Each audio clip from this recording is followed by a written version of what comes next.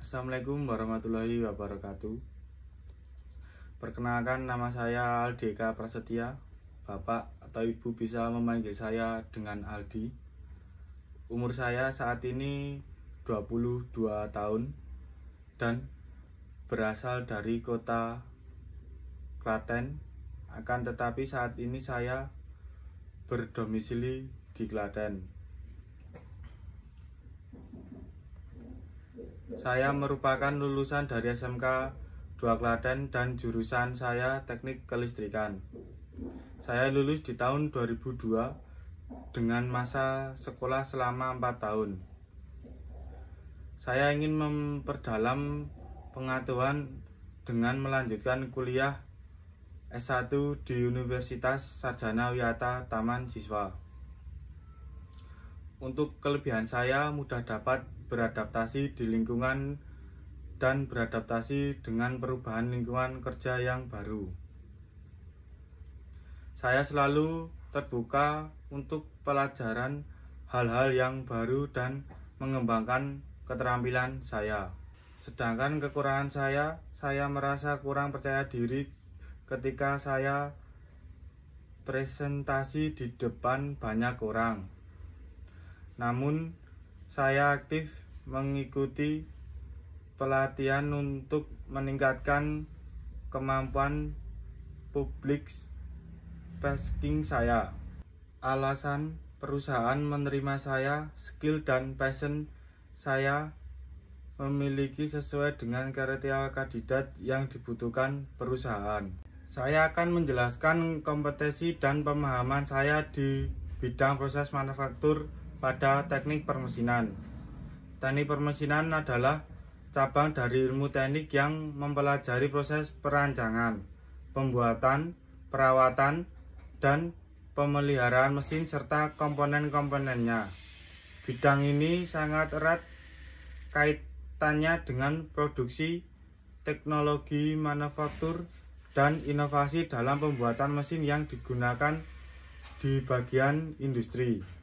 Teknik permesinan mencakup berbagai disiplin ilmu, mulai dari mekanika, material, hingga elektronika untuk menghasilkan mesin yang efisien dan berkinerja tinggi. Sejarah teknik permesinan. Sejarah teknik permesinan sangat dipengaruhi oleh kemajuan dalam desain mesin, pembangunan proses manufaktur, dan meningkatkan kemampuan alat permesinan. Dimulai dari alat sederhana di zaman kuno hingga sistem otomatis dan digital.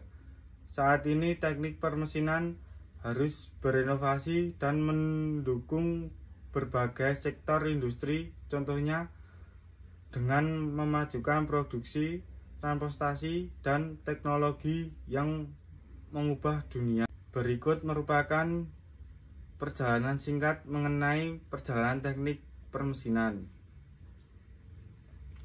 1. Zaman kuno. Mesin kuno dan Yunani kuno. Mesin-mesin sederhana pertama kali digunakan di peradaban kuno yang tujuan seperti irigasi, penggilingan biji-bijian, dan pembangunan monumen besar. Contoh awal mesin adalah katrol dan pompa air. Cina dan dunia Islam. Teknologi mesin seperti alat pemutar dan sistem penggilingan juga berkembang di Cina dan dunia Islam. Selama periode ini, teknik seperti gear dan transmisi tenaga mulai dikenal. Revolusi industri abad ke-18 dan 19. Revolusi industri pada abad ke-18 dan 19 merupakan titik balik yang sangat penting dalam sejarah teknik permesinan. Selama periode ini, mesin menjadi lebih kompleks dan banyak inovasi yang desain serta pembuatan mesin diperkenalkan. Janswert 1765. Penemuan mesin uap yang efisien oleh James Watt menjadi tolak awal yang sangat penting dalam sejarah teknik permesinan. Mesin uap menggantikan tenaga manusia dan hewan, memberikan dorongan besar bagi perkembangan industri. Pembuatan mesin secara massal.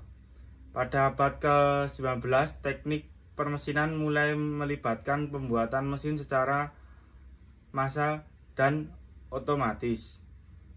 Eli Whitney membanggakan konsep intercambler part, komponen yang dapat dipertukarkan untuk senjata yang menggerakkan dan produksi massal. Revolusi mesin 1840. Carles Bache meskipun lebih dikenal sebagai pelapor komputer juga memiliki pengaruh besar dalam mesin-mesin penghitungan awal yang menjadi dasar bagi pengembangan mesin kalkulasi dan komputasi. Henry Ford 1908. Meskipun Ford lebih dikenal di bidang otomotif, penerapan sistem produksi massal dan line production yang menggunakan mesin berulang dan inovasi besar dalam teknik permesinan mengubah cara mesin dan barang diproduksi di seluruh dunia. 3. Perkembangan abad ke-20. Mesin CNC.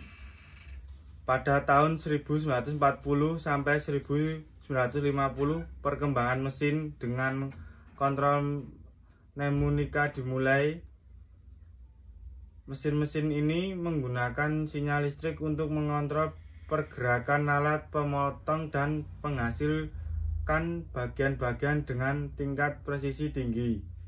CNC adalah inovasi besar yang memungkinkan otomatisasi dan proses manufaktur dan produksi massal. Teknologi permesinan presisi.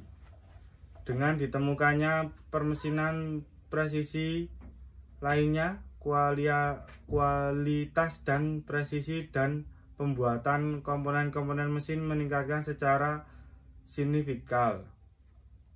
Perkembangan bahan dan material.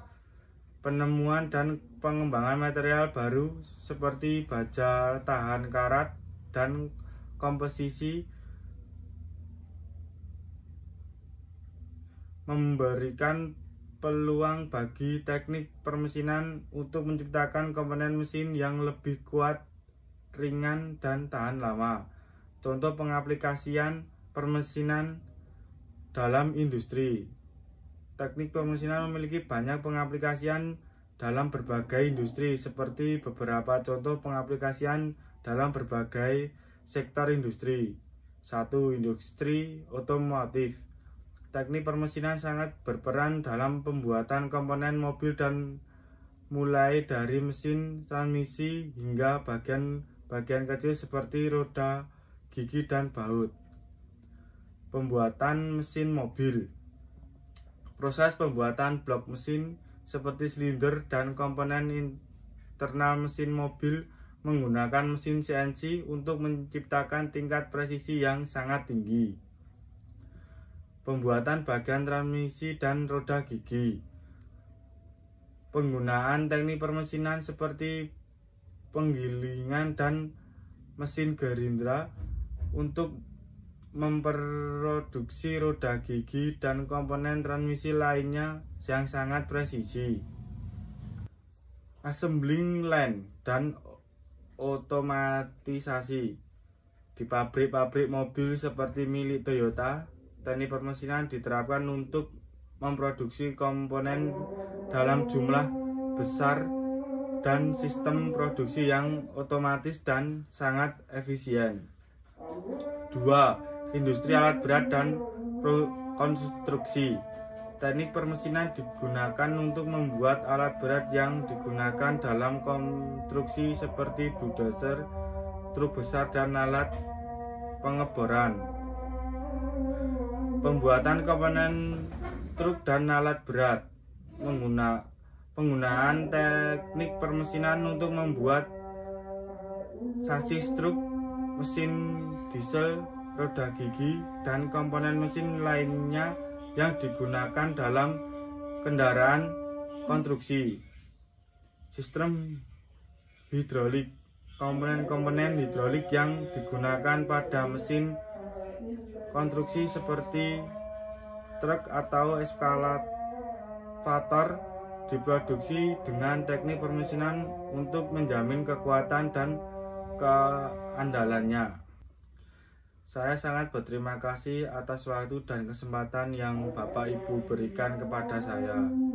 Saya sangat tertarik pada pekerjaan ini dan senang bisa berbicara dengan Anda tentang interview ini. Jika ada informasi tambahan yang diperlukan dari saya, mohon konfirmasinya. Saya akan menunggu kabar selanjutnya dan berharap dapat bertemu lagi segera. Terima kasih. Jika ada salah kata kurang lebihnya mohon maaf. Assalamualaikum warahmatullahi wabarakatuh.